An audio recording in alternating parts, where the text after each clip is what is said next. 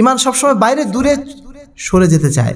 ইমানকে জোর করে আঁকড়ে ধরে রাখতে হয়, ইমানকে পরিচর্যা করতে হয়, নিয়মিত ধৌত করতে হয়। একটা কাপড় একদিন পরলেন, 2 দিন পরলেন, 3 দিন পরার পরে ময়লা হয়ে যায় না? কি করেন তখন? আবার ধুতে হয়, পরিষ্কার করতে হয়। ইমানকে পরিষ্কার রাখার জন্য, ইমানকে দৃঢ় রাখার জন্য, ইমানকে বাতিলের আক্রমণ থেকে মুক্ত রাখার জন্য যে ডিটারজেন্টটা ব্যবহার করা দরকার, যে সাবানটা ব্যবহার করা দরকার, সেই সাবানের নাম কি? আহলে হাদিস আন্দোলন বাংলাদেশ। আসুন পবিত্র কুরআন ও সহিহ হাদিসের আলোকে জীবন গড়ি। যে কোনো মূল্যে হকের উপরে ইস্তেকামাত ধরে রাখতে হবে। ইমানটা সবসময় ছুটে যাওয়ার বস্তু, ইমান সবসময় বাইরে দূরে সরে যেতে চায়। ইমানকে জোর করে আঁকড়ে ধরে রাখতে হয়, ইমানকে পরিচর্যা করতে হয়, নিয়মিত ধৌত করতে হয়। একটা কাপড় একদিন পরলেন, 2 দিন পরলেন, 3 দিন পরার পরে ময়লা হয়ে যায় না? কি করেন তখন? আবার ধুতে হয়, পরিষ্কার করতে হয়। একটা কাপড় পরিষ্কার করার জন্য আমাদের সবসময় ফিকির থাকে। ইমানকে পরিষ্কার রাখার জন্য, ইমানকে দৃঢ় রাখার জন্য, ইমানকে বাতিলের আক্রমণ থেকে মুক্ত রাখার জন্য যে ডিটারজেন্টটা ব্যবহার করা দরকার, যে সাবানটা ব্যবহার করা দরকার, সেই সাবানের নাম কি? আল ইস্তিকামা। যে কোনো মূল্যে টিকে থাকবো, কোনো অবস্থাতে নিজের অন্তরকে শয়তানের সাথে মিশতে দেব না। এই যে প্রতিজ্ঞা, এই প্রতিজ্ঞার নামই হচ্ছে আল ইস্তিকামা। এই জন্য আল্লাহ রাসূল ইমানের পরে সবচেয়ে গুরুত্ব দিয়েছেন কাকে? ইস্তিকামাতকে। স্বাধীনতা অর্জন করা সহজ, স্বাধীনতা রক্ষা করা কঠিন। আপনি স্বাধীন হয়েছেন, স্বাধীন হওয়াটা সহজ, কিন্তু স্বাধীনতা আপনি রক্ষা করবেন, এই কাজটা আপনার জন্য অনেক কঠিন। এই যে সংগ্রাম, এই সংগ্রামের নাম হচ্ছে ইস্তিকামাত।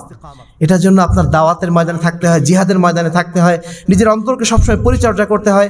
প্রতিটা কাজই আপনার ইস্তিকামাতের জন্য কি বলবো, কার্যকর ভূমিকা পালন করে। আপনার প্রত্যেকটা ইবাদত, এমনকি আমরা যে জিকিরগুলো করি, কোনো সুন্দর জিনিস দেখলে কি বলি আমরা? সুবহানাল্লাহ বলি।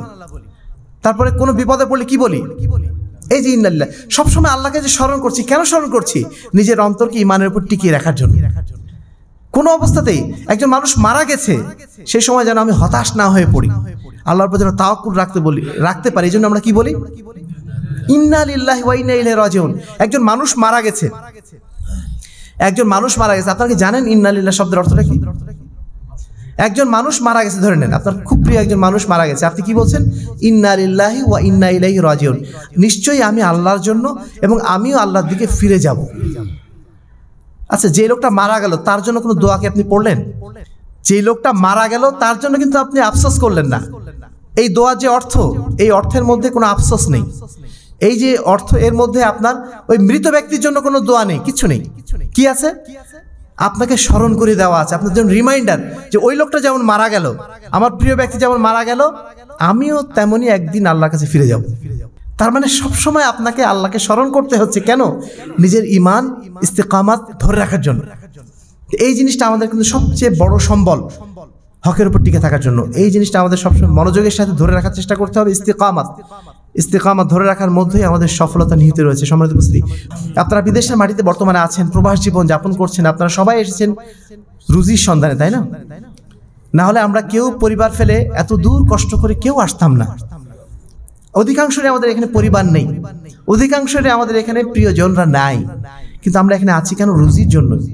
এই রুজির জন্য যে আমরা এসেছি, আমাদের এই সময়টা, আমাদের এই জিন্দেগিটা যেন পরিপূর্ণ ইমানের উপর টিকে থাকে, এটাকে আমরা চাই না? পরিপূর্ণ অর্থে জান্নাতি মানুষদের মতো যেন হয়, সেটা আমরা সবসময় চাইবো, তাই না?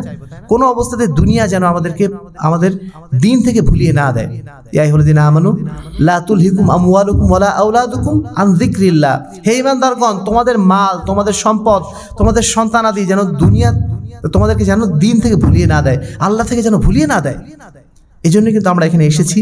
এই ইমানের মেহনত, এই আমলের মেহনতটাই আমাদের জন্য সবচেয়ে জরুরি। আহলে হাদিস আন্দোলন বাংলাদেশ এই কাজের জন্যই আজকে আপনাদেরকে এখানে আহ্বান করেছে, বা আপনারা এই জন্যই মূলত এখানে এসেছেন। আমরা আপনাদেরকে এই সবকটাই দিতে চাই যে আমরা যেন প্রত্যেকেই আহলে হাদিস আন্দোলনের এক একজন কর্মী হয়ে যাই, আমরা প্রত্যেকেই যেন এক একজন আনসারুল্লাহ হয়ে যাই। সেটা নিজের জন্য, সমাজের জন্য, নিজেরও উপকার, সমাজের উপকার, এটাই যেন আমাদের মৌলিক দায়িত্ব হয়। এটা আপনাদের স্মরণ করে দিতে চাচ্ছি।